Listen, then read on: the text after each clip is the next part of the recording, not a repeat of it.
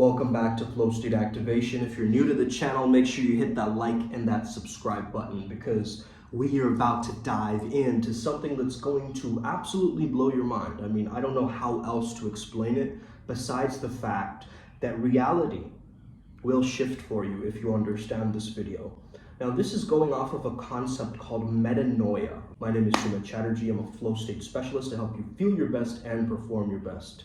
Today I went to a little restaurant and they started to play Rasputin. Rah, rah, Rasputin, you know that song. And in the morning I had thought of Rasputin actually because my beard had grown kind of long and I was just like wondering around like, you know, what he stands for, who he is, how he's so hard to kill, right? They like shot him like so many times, right? They tried to hit him over the head with a dumbbell, they tried to shoot him, but they just couldn't. And then eventually they had to like dump him into the river and have him freeze to death. Like, that's ice cold, man. That's like difficult to kill, difficult to murder, right? But start to understand, what if he had a different framework of reality that would actually stop him from getting killed? You see, he was a self-proclaimed priest or monk, right?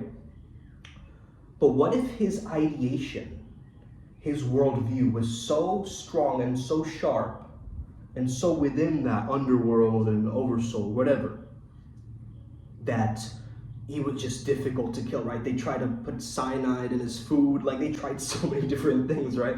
It's kind of like the same idea of like, you gotta have that mental toughness, like the same thing happened with like 50 Cent, right? He shot 9 times or whatever. So that same understanding of like difficult to remove from the simulation of life. And there's something very empowering about characters that have this relentlessness, right?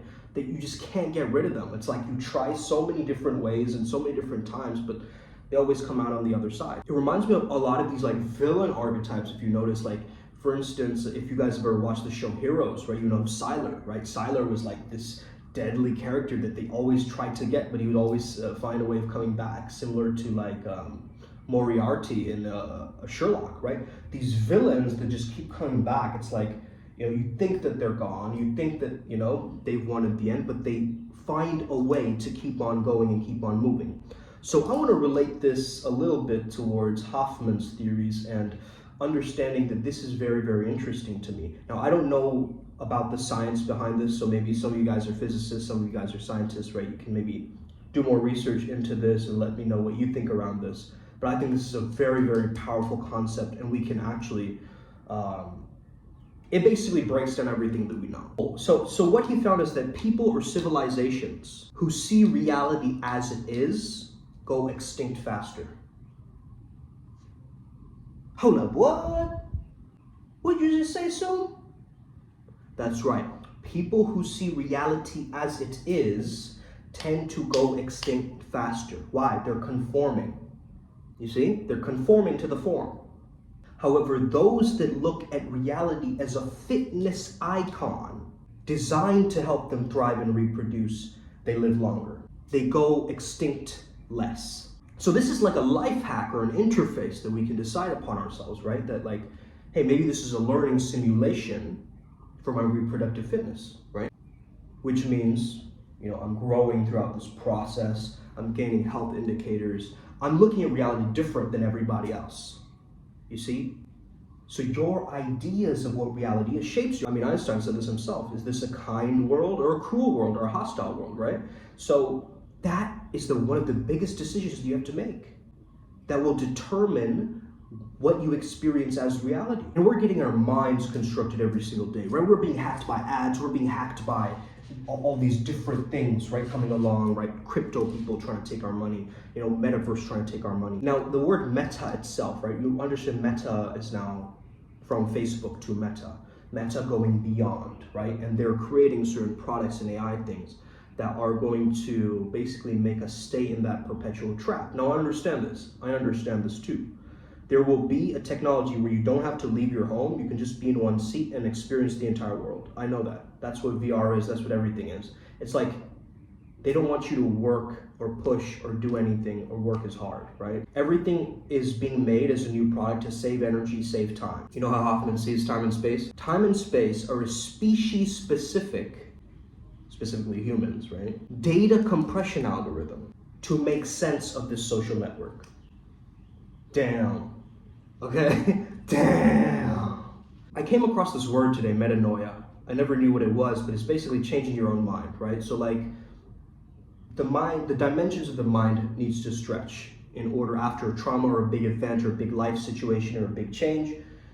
You reach some kind of precipice or this kind of spiritual conclusion where you let go, right? You surrender to something greater than you. You lose the sense of control in your life and you allow God, source, or whatever to flow through you, and that changes, or you redraft everything in your mind, right? Like after a big event, it shifts your thinking to that level, to that extreme character development change level, right? As I understand that, this theory of that we are all consciousness, right? And we as human beings are these conscious agents. If we take, let's say, an electron or serotonin or something very small in its particle, it's more like a conscious agent that has small bits of data. So they would have the ability to perceive, to decide, and to act, okay?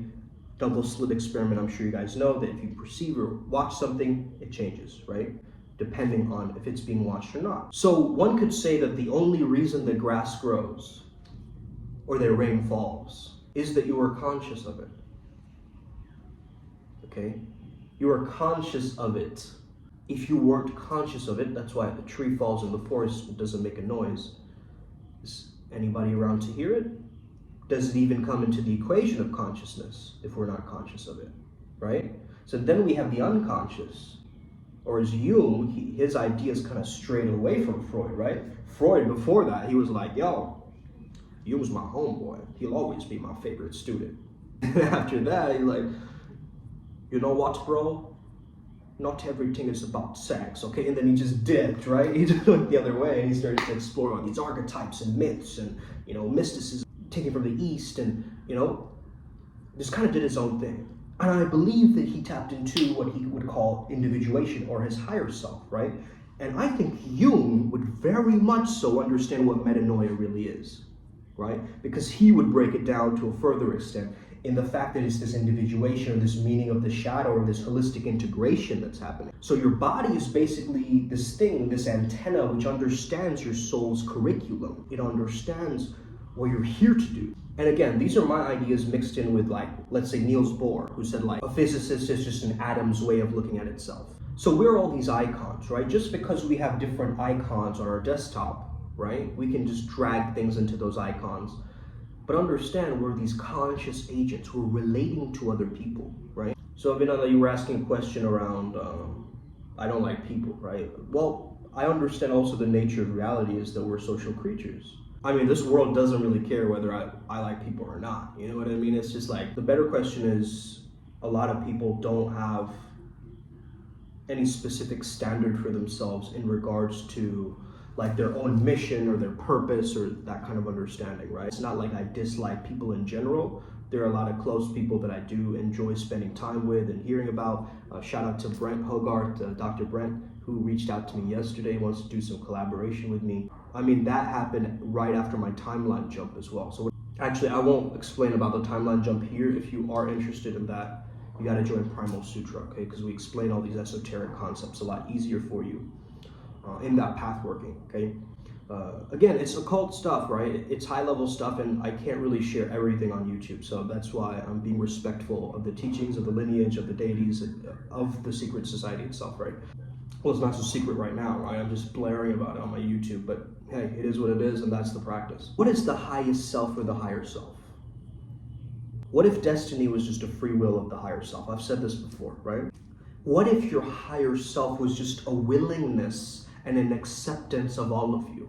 Have you ever thought of that? What if the higher self is just transcendent of all the stories that you're telling yourself? Because earlier I used to think transcendence meant to run away from or like detach from this thing, right? And go be above it.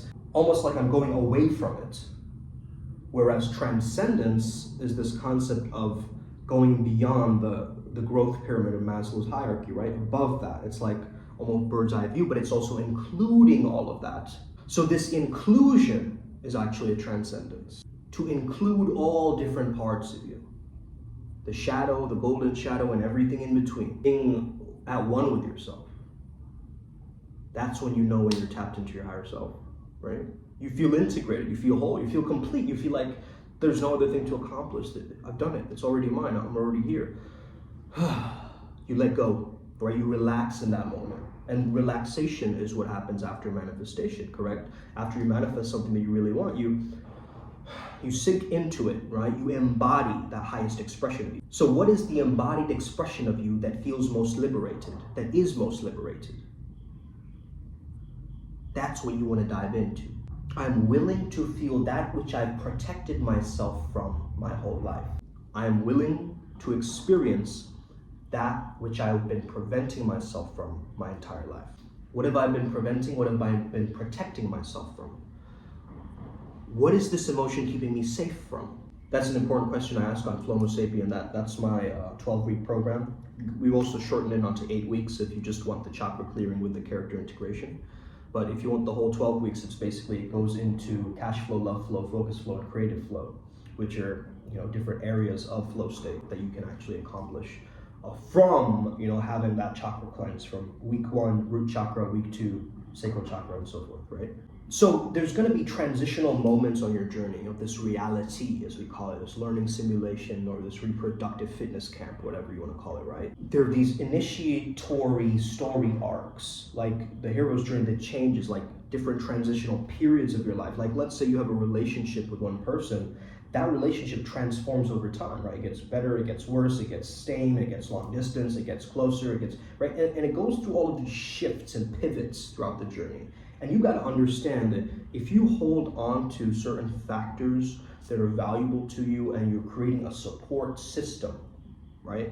Really, that's what a relationship is. It's a support system that you're generating, right? Once you understand what each other's values are and you can reflect it from each other, then you can actually start to gain awareness, a heightened level of awareness, where you can almost become a guidance system together, right? So you're the one guiding it forward and they're like almost your sidekick, kind of re-energizing and allowing yourself to kind of pivot in the direction that you most prefer. So this takes courage, man. This takes nervous system recalibration. This takes healing your traumas. And oftentimes I've noticed, at least in my own life, the biggest resistance that I feel is the biggest growth, right? Like, for instance, when I read a book that's really, really difficult to read, like, for instance, Open Secret or something, like by Wei Wu, like a very difficult, kind of heady spiritual book, that if you read it the first few times, you'll be like, what does this mean? But if you ponder it, if you get into a different state of consciousness and you read it, it hits different, right? It hits differently, guys. And this is what I've learned on my spiritual journey. Certain texts or certain things that you're reading, it's just not the right time. There's got to be a divine timing to these things, right? And that's what patience actually might be. It's just this understanding of connecting with that divine timing again and not being so attached to time or the constraints or the construct of time.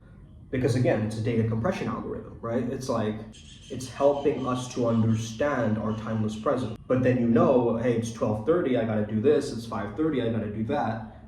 It gives you kind of a way to, boom, get back into presence, get back into that timeline to connect with others in this interface timeline. What if instead of trying to search for the miracle, we become the miracle itself? We are trying to search and do things that will create miraculous things that will happen. But what if we started to embody, for instance, A Course in Miracles? I don't know if you ever heard that book, A Course in Miracles stuff, but Brent brought it up yesterday as I was on the call. He was saying, you familiar with the Course in Miracles stuff? And I was like, yeah, man, because you know what? I had those Course in Miracles, like, how you have to like read a page a day or whatever, right? And go through the whole process. I would like loop those statements in my mind, right? Over and over again, like wherever I would go, right? I would just loop the same statements, the same thing I do with Zen koans, right? Or Zen koans, or meditative prompts, right? I love reading meditative prompts, like going to like Rupert Spira's Instagram page, or any of these spiritual teachers, right? Moody, Adyashanti, Osho, any of these spiritual leaders, right? Their pages, reading a quote from them, closing my eyes, and just reflecting on it. Okay? So I use their words as a meditative prompt in order to access a depth internally and see what my inner self connected to my higher self, is telling me about this? Where is my embodied expression that comes through as I start doing this research, as I start reading?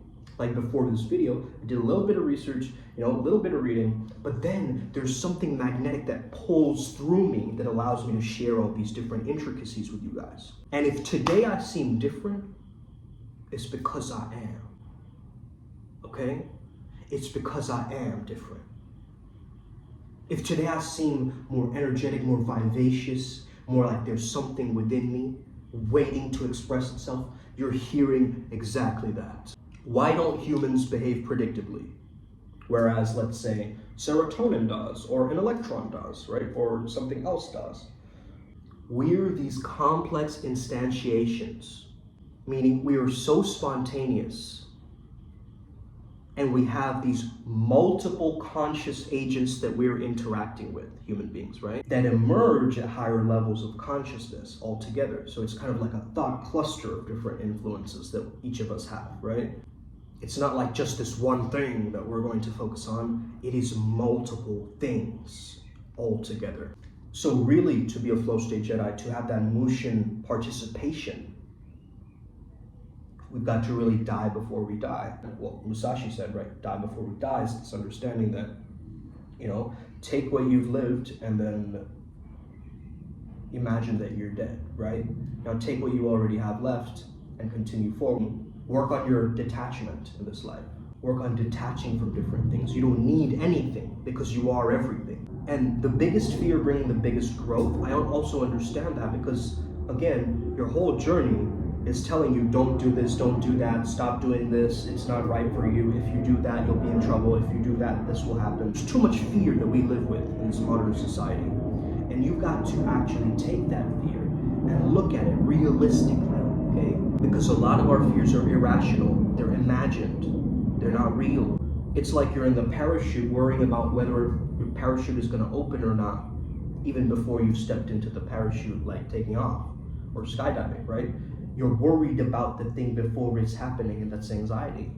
It's nervousness, okay? But once you ground yourself back into the present moment, it's all good, okay? It's really all good, man. So that metanoia takes a certain sense of leadership, man. You get that? So metanoia really means going beyond perception, if you think about it, right? Meta, going beyond, transcending, including all of that, however, but going bird's eye view. Or it's self-referential. That's also what meta means, right? It's self-referential. So, and noia is related to the mind or perception, or our senses, right? So our sense perception. Whereas paranoia is like not trusting our own minds, right? So this would be going beyond the mind. This understanding that the mind is changing. The mind is changing in its perception. This is why we must differentiate from spiritual senses and physical senses. Because it might be that a certain moment in your life, pivots you, or almost timeline hops you into a different parallel of reality. And every single choice that we make in this video game of life has an impact on not only ourselves, but other people, and so forth. And what are we doing when we're meditating? We're paying attention to all of those conscious agents, that interconnected consciousness that's happening. We're not just focusing on the thoughts and what they're saying, because if we focus in on the thoughts, that's not meditation. Meditation is a thoughtless state. It's no mind. That is meditation. That's true meditation, I'm saying. True meditation is not concentration, it's effortless. A lot of you guys are concentrating, focusing on a mantra, doing a certain thing. Whereas in TM, they tell you just hold it. Just hold it there gently, the mantra, right? Don't overburden yourself. Don't focus in with your eyes so much on the candle flame. Don't right? I mean, of course, you can keep your hands like this or whatever, right? You can do different mudras and things like this. And you can meditate in whichever way you find the most comfortable, the most relaxed, while still maintaining alertness, right? They don't just fall asleep. So keeping your eyes slightly open, maybe turning the lights on to let the, sunlight into the room so that you don't fall asleep, right? There's so many different things that you can do. I love doing just an open-eyed meditation. I mean, guys, look out there, right? I can't help but meditate by looking at those trees, man. It's just my nature. That's just how I commune with nature. That's just how I commune with God. Like, so let it pass. Let it evolve you. Stop seeing reality as it is and start determining that this is what reality is, actually. If we're really thinking like in terms of survival of the fittest, right? Now, I think Hoffman's ideas are great, and survival of the fittest is one way to understand it. Okay, we're these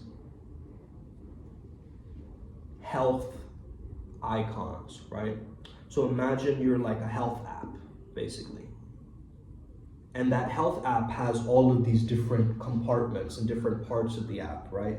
And you click on it, your reality is a reflection of your health. Your reality is going to reflect the level of your health as well, right? And so if you're in pain, you got to understand pain is eternal, but suffering is optional because you were choosing what it means to you. You are also the meaning-making machine.